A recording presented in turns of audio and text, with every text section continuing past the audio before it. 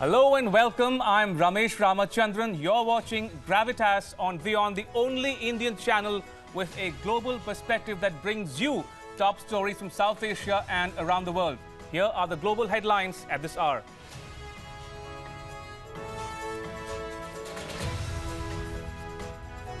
In a short while from now, US President Donald Trump addresses the joint session of Congress.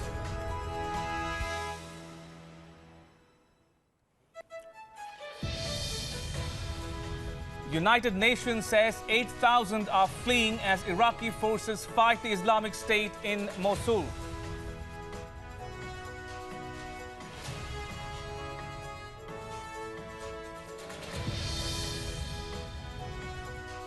Myanmar Army defends operations against the Rohingyas, denies reports of abuse.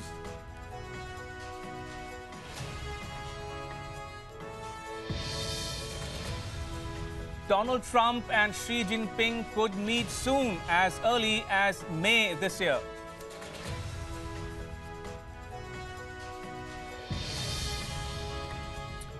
And quake hits Japan off Fukushima, no fear of tsunami according to authorities.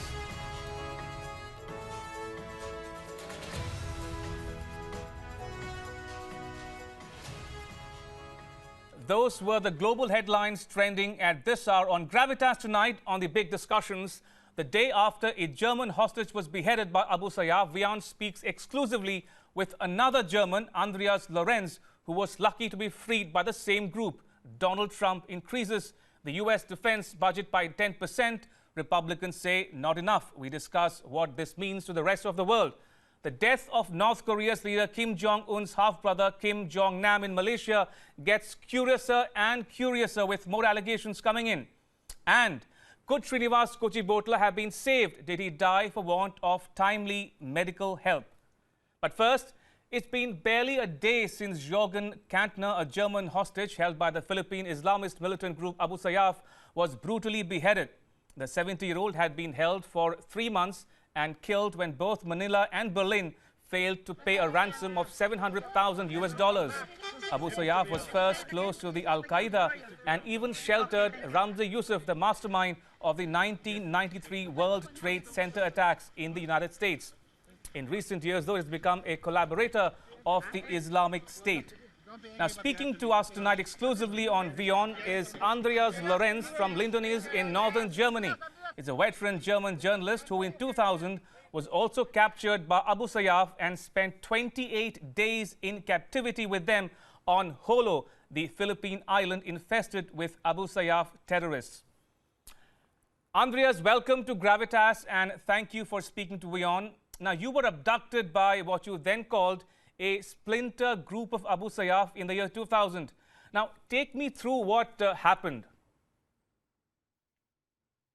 Well, there were quite a lot of journalists on Jolo, on this island, because there was kidnapping affair going on, and I think there were around 10 or 11 hostages taken by the Abu Sayyaf, and 2 of them were German couple. They were teachers from Göttingen, and so of course the public was very interested about their fate. And the interesting thing was as well that the Abu Sayyaf allowed journalists to talk to them, not only to talk to the kidnappers, but also to the hostages. The journalists were able to, or some of them were even able to proceed to the camp where the hostages were taken and kept it. And So I was sent there twice to the Philippines. I was at these times based in Beijing in China, but I had experience of the Philippines because I reported quite often about Philippines affairs. So at the second time I was there, I was nearly going. I was about to leave the island. I was approached by a young man, which I knew was one of the assistants of the negotiators. There, they had a lot of negotiators around from the government, from the Muslim communities, and this was an assistant of a very well renowned Muslim preacher and teacher. So he approached me and asked me to take a letter from one of the German hostages, Mrs. Wallert, to the German authorities, and I agreed on that. And then I ran into a trap of the Abu Sayyaf, and then they took me as a hostage. Now, what could have been their motive to abduct a journalist? For abducting journalists, I think, yeah, it is the only motive the Abu Sayyaf group has to abduct people, among them journalists, is to get a ransom money, to receive a ransom money, to negotiate as much money out of people who would like the hostages be freed. Andreas, can you describe for us your days in captivity? It was actually, I think it were 27 days, so I was lucky. It took not so long, and the fate was not so horrible as other hostages were experiencing. The only day life is just I had to sleep. It was a camp. Well, camp is exaggerated. It was a place somewhere very remote on the island of Holo in the jungle. We had no tents, nothing. We slept under the sky, so to say. They gave me in the morning. They gave me breakfast, some horrible things I hardly could digest, and I had the opportunity to read, to exercise, even to talk to my hostage takers, and then after that a short lunch, mostly noodles, and in the evening they gave me some bread, and then the day was over. I tried to exercise. I tried to talk to the people, to show them and to demonstrate them that I was not very much impressed by them and their threats. And yeah, that was the day. Were you ever beaten or threatened with physical violence?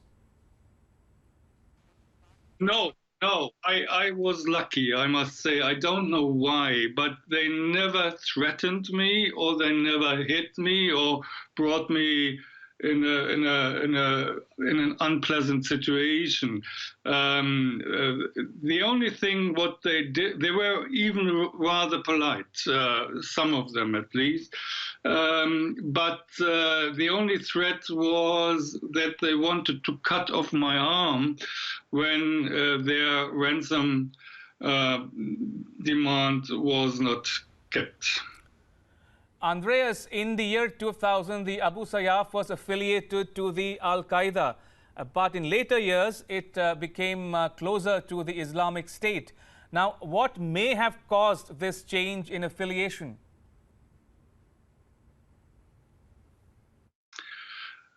I actually don't know. I found them a rather a loose gang of young guys, some older, some fighters for the Mindanao independence among them.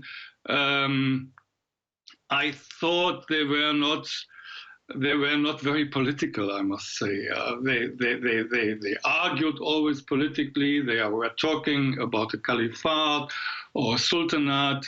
They wanted to create that the Philippine government, the Christian Philippine government, was not treating them well. The dream was, so to say, an own state, but in the background, they were always talking about money. So I thought they were more bandits or pirates than political motivated fighters. But Andreas, what should President Rodrigo Duterte of the Philippines do to neutralize the Abu Sayyaf? Well, that is a big question.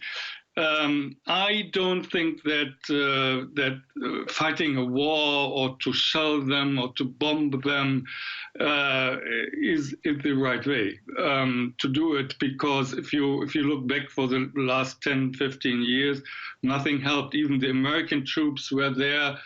And they were helping the Philippine army to try to fight the Abu Sayyaf. And what do we have? Basically the same situation as before. The only thing that might sound strange, the only thing, and this is a long, very, very long process, is development aid. You have to try to develop these rather poor area. You have to pour money into schools, into hospitals, into roads, into harbors. That is the only way, because if you look at these guys at the Abu Sayyaf group, they are all very, very young men, jobless, no chance to study.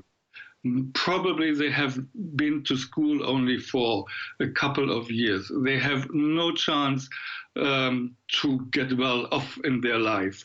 And so they see the Abu Sayyaf as the only method to get at least some money.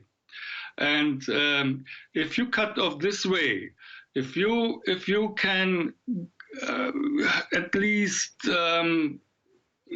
give them a chance to lead a normal life in a more well-off situation, that is, I think, I'm fully convinced that is the only thing to, as you say, neutralize the Abu Sayyaf. On that note, Andreas, thank you for sharing your thoughts with me on Gravitas tonight. That was Andreas Lorenz, a German journalist who was held captive for 28 days by the Abu Sayyaf group. Now, to discuss this story, we're now joined by WION's international correspondent, Daniele Pagani. Daniele, does this latest event at all suggest to you that the Islamic State is gaining ground in the Philippines? Well, not really. I wouldn't say that. We have also to remember that Abu Sayyaf is not a newly born group. It has been active since the 90s and it has hundreds of kidnaps in his history. So no, I wouldn't go that far. I just would say that they picked up the name recently of the Islamic State because the Islamic State projects a pan-Islamic, a worldwide image of power and of strength, and probably and possibly because they received also some fundings from the Middle East, where the Islamic State headquarters is still based. For those of our viewers who might not know much about the Philippines or the Abu Sayyaf group, can you explain to them what kind of organization is Abu Sayyaf? Yes, so Abu Sayyaf is an organization with a long history in the Philippines. It's active since the 90s, and his leader now, I mean, not the leader who's living now, but the founder, fought in Afghanistan along with the Taliban against the Russian troops.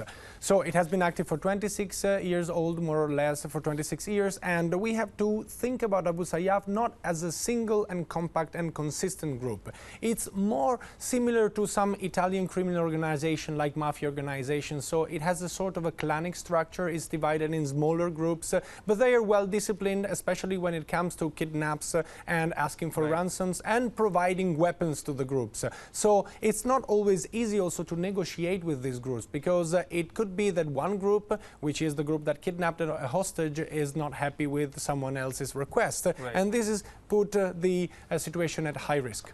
Also, Daniele, is President Rodrigo Duterte's warlike approach going to be useful at all to defeat the Abu Sayyaf? Well, early to say, but one thing has to be clear. The Islamic State, or whatever organization takes the names of the Islamic State, is on one hand a military problem. So yes, there must be a military approach to solve this. But that will not be enough, and I agree with Mr. Lorenz when he said that many of the Abu Sayyaf members are young, are jobless, so you have to work on the economy of the southern island of the Philippines, and then you have also to counterattack on the ideological base. You need, as a government, to find Islamic scholars who are ready to counterattack the jihadist ideology of the Islamic State on their very ground. So you have to tackle them on the theological point of view also. Indeed, Daniele. Also, we're talking about the Abu Sayyaf in the Philippines. Then there are several other groups in Pakistan, in Afghanistan, in West Asia, in some African countries. Now, how is the Islamic State, which is keeping up its global presence, even if it's losing in Syria and Iraq? So, first of all, we have to remember that these groups that we have in Asia and in other African countries, again, are not newly born groups. They were already there before the Islamic State. They are just picking up the name and the ideology and the brand of the Islamic State, probably because they are receiving fundings and also because it projects an image of strength.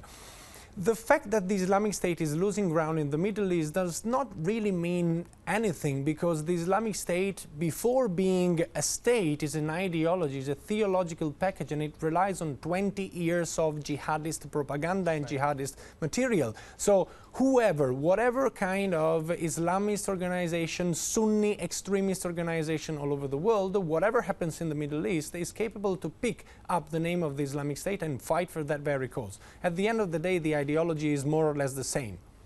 All right. Thank you, Daniele, for your inputs. Time for a short break. More news on the other side. Stay tuned to Gravitas.